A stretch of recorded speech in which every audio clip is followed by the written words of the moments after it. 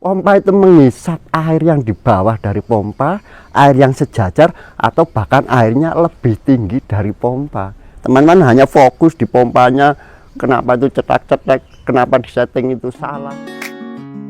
Assalamualaikum warahmatullahi wabarakatuh. Bismillahirrahmanirrahim. Alhamdulillahirrabbilalamin. Allahumma sholli ala sayyidina Muhammad wa ala sayyidina Muhammad. Semoga kita semua selalu diberikan kesehatan, diberikan rezeki yang berlimpah dan barokah. Di video kali ini saya akan melanjutkan pembahasan tentang teori dasar pompa air. Teman-teman silakan mengikuti mulai dari awal video teori dasar pompa air ini, karena memang tidak saya buat runut, tidak saya urut mulai dari dasar, tidak teman-teman. Memang saya masukkan satu persatu perlahan-lahan supaya kita bisa memahami dari kejadian yang ada di lapangan, dimana kalau kita bandingkan dengan teorinya. Hari ini saya akan bicara mengenai head pompa air.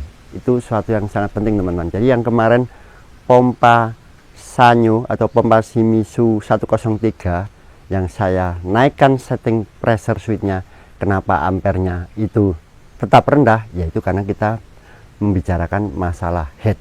Teman-teman, seperti yang teman-teman tahu, sumur saya ini di sini.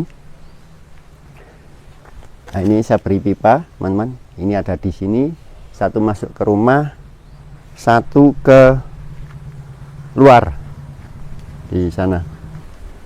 Seperti ini teman-teman, keluaran airnya itu tidak mancur tinggi gitu ya teman-teman, tidak.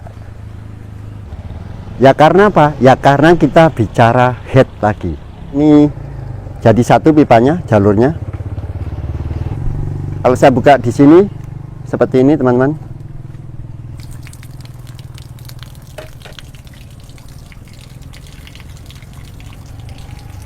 Sebesar ini, insya Allah kondisi sumur saya ini bisa menggambarkan dengan mudah apa itu head pompa air.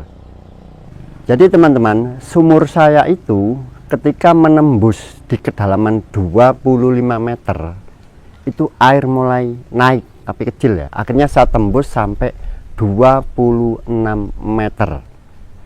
Jadi teman-teman, ini bisa buat apa, saya menunjukkannya seperti apa head pompa air itu. Jadi saya asumsikan ada pompa di dalam sana di kedalaman 20 meter menghisap yang 1 meter terus menaikkan sampai di sini. Berarti ini di sini 25 meter dari pompa. Yang di sini sekitar 1 meter. Kenapa airnya tidak kencang ya teman-teman? Ya inilah kita bicara namanya head. Jadi kemampuan pompa tadi yang di 25 meter tadi menghisap 1 meter sampai di sini berarti head pompa ini 26. Ketika saya naikkan di sini berarti 27. Nah, ini saya contohkan teman-teman. Saat di head 26 alirannya seperti ini teman-teman. Maaf teman-teman ya, memang suasana di desa lingkungannya, tapi perkotaan ramai sekali ini jalan saya ini teman-teman. Saat di head 26 seperti ini aliran airnya teman-teman.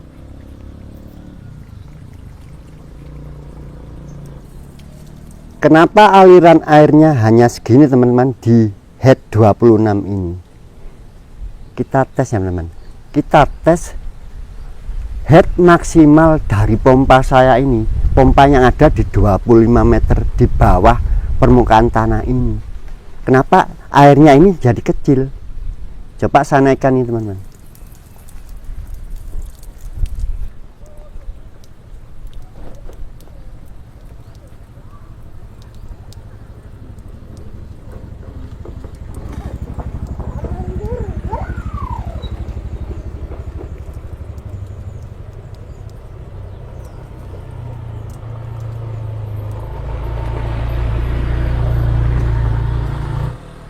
Ya, disinilah head maksimal pompa saya teman-teman. Ya, saya anggap sekitar 1 meter 20 lah. Di head 27 lebih 20 cm. inilah teman-teman head maksimal dari pompa air saya yang ada di kedalaman 25 meter di bawah permukaan tanah ini. Artinya apa teman? Inilah yang teman-teman bisa lihat. Di head maksimal ya berarti tekanannya minimal. Dan juga apa yang paling penting, di head maksimal ini dari pompa, daya dorong pompa ini teman-teman, disinilah debitnya yang paling minimal. Itu yang perlu dipahami.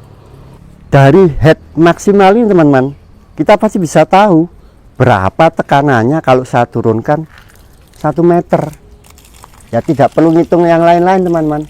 Cukup tinggi kolom air ya 10 meter tinggi kolom air itu setara dengan 1 bar atau sekitar 1 kg force per cm persegi. Jadi kalau 1 meter ya 0,1 nya 0,1 bar. Jadi saya ambil dari titik 1 di sini teman-teman 20 cm tadi sampai ke sini 1 meter. Ya ini tekanan di sini teman-teman hanya 0,1 bar tekanan di sini. Kemampuan menaikkan air setinggi 1 meter.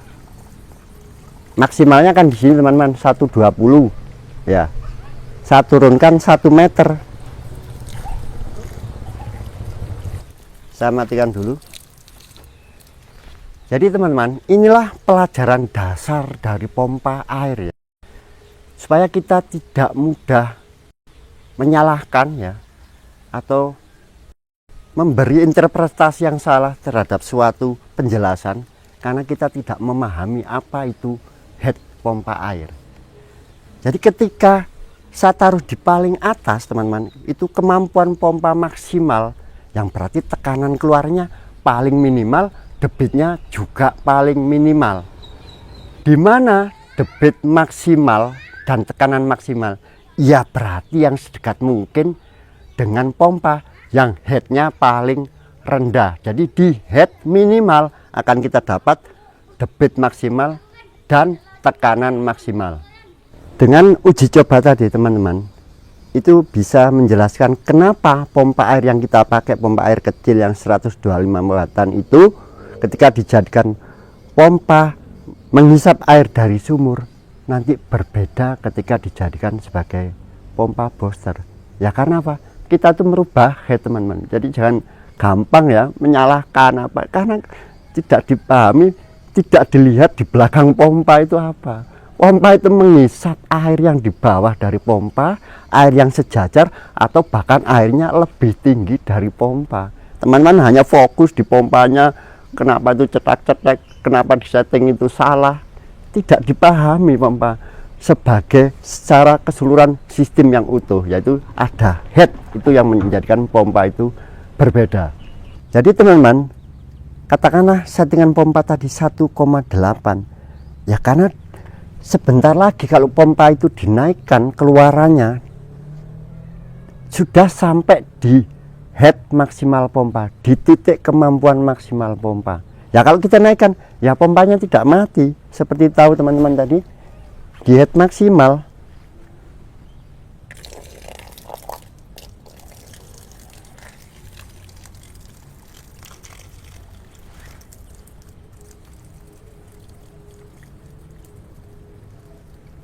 Pompanya sudah tidak bertekanan, sudah tidak mengalirkan air lagi.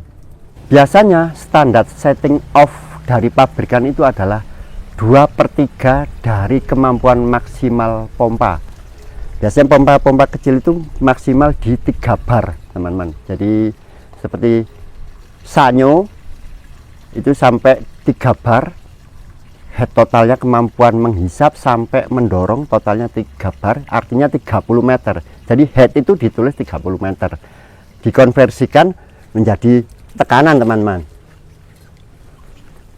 Sedangkan yang lainnya sekitar 27 meter. Apa artinya teman-teman 27 meter itu?